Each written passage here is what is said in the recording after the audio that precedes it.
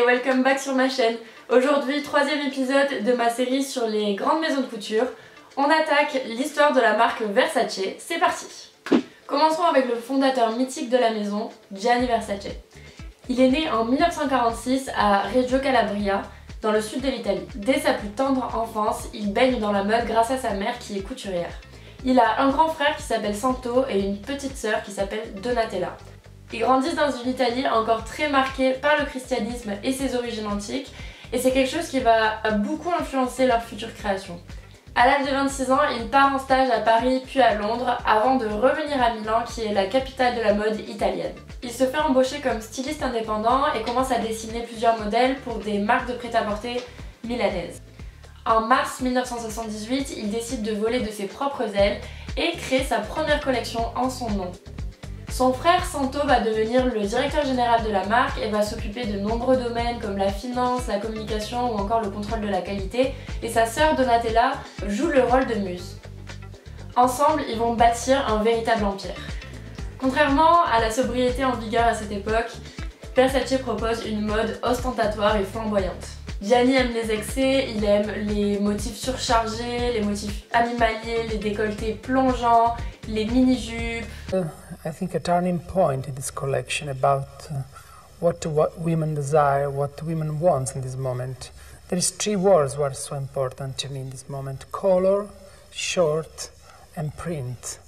You know, that is the three words who can describe what is the new mood in fashion for the next decade. C'est un style qui a été souvent critiqué, jugé outrancier, voire vulgaire. Pourtant, dans les années 80, la maison est à l'apogée de sa gloire et séduit beaucoup partout dans le monde. Parmi les célébrités qui apprécient la marque, on trouve Madonna, Elton John et fait plus étonnant, il y a même la princesse Diana. Il est temps de faire un petit point sur le logo mythique de la marque qui est la méduse. Donc la méduse, c'est l'une des trois gorgones, une gorgone étant une créature dont le regard pouvait pétrifier ou tuer un mortel. A la base, la méduse, c'était une belle jeune fille qui s'est faite séduite par Poséidon dans le temple d'Athéna. Et Athéna, pour punir la jeune fille, l'a transformée en gorgone dont les cheveux étaient des serpents noirs effrayants. Gianni Versace était fasciné par la mythologie grecque et l'art classique, et pour lui en fait ce logo ça représentait l'autorité, l'attractivité et la fascination fatale. Alors revenons à nos moutons, en 1989 Donatella crée une nouvelle collection plus jeune et plus accessible qui va s'appeler Versus. 3 ans plus tard, en 1992, c'est la consécration, Gianni Versace dévoile sa première collection de haute couture à Paris sous le nom d'Atelier Versace. Les Versace savent innover et ils créent régulièrement des nouvelles matières. Par exemple, ils ont créé une matière en maille, dans une maille très fluide en fait qui s'apparente au jersey. Et surtout, les Versace collaborent avec les fameux mannequins stars des années 90. En 1991, il ouvre son défilé avec Naomi Campbell, Cindy Crawford, Carla Bruni, Claudia Schiffer, Linda Evangelista et Christy Turlington. Suite à ce show, le monde de la mode va s'arracher ses mannequins et c'est le début de l'ère des supermodèles. En 1997, la tragédie arrive. Alors que Gianni Versace rentrait chez lui dans sa villa à Miami, il est touché à bout portant par 2 balles, une dans la joue et une dans l'oreille. L'assassin, qui est Andrew Cunanan, est un tueur en série qui est fasciné par le luxe et par Gianni Versace.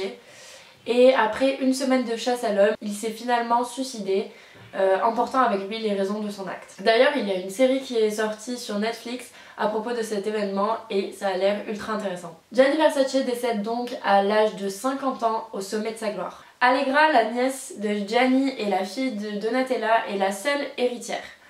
Cependant, elle hérite de l'entreprise à l'âge de 11 ans et donc ne pourra en prendre possession qu'à l'âge de 18 ans. Et pourtant, même encore aujourd'hui, alors qu'elle est adulte, elle préfère suivre les affaires de loin et laisse sa mère, Donatella, rester la directrice artistique de la maison et Santo continue à être le PDG. Donc on passe aux années Donatella.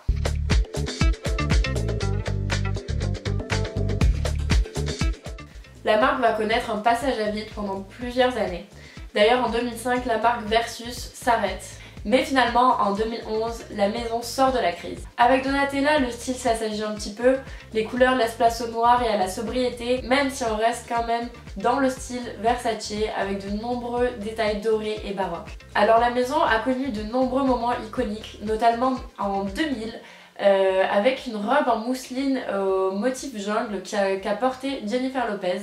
Et en fait cette robe a inspiré la création de Google Images parce que de très nombreuses personnes cherchaient la robe dans Google et du coup Google s'est dit on va créer une section images. Il y a aussi la robe Safety Pin qui a été portée en 1994 par Elizabeth Hurley sur un tapis rouge et que Donatella a redessiné en 2019 pour un défilé. En septembre 2017, Donatella a rendu hommage à son frère. This is a celebration of a genius. This is a celebration of an icon. This is a celebration of my brother. Avec un défilé où elle a rappelé en fait les anciens supermodèles. Donc il y avait Carla Bruni, Claudia Schiffer, Naomi Campbell, Cindy Crawford et Helena Christensen.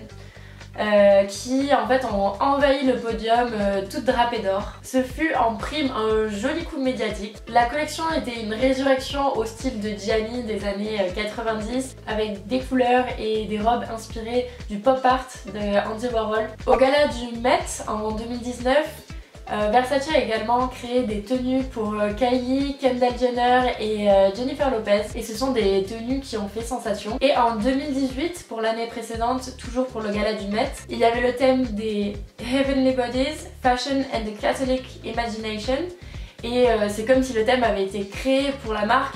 Et donc il y avait cette fameuse robe que Blake Lively a portée et elle était incroyable et Blake avait brillé 1000 fois par rapport aux autres.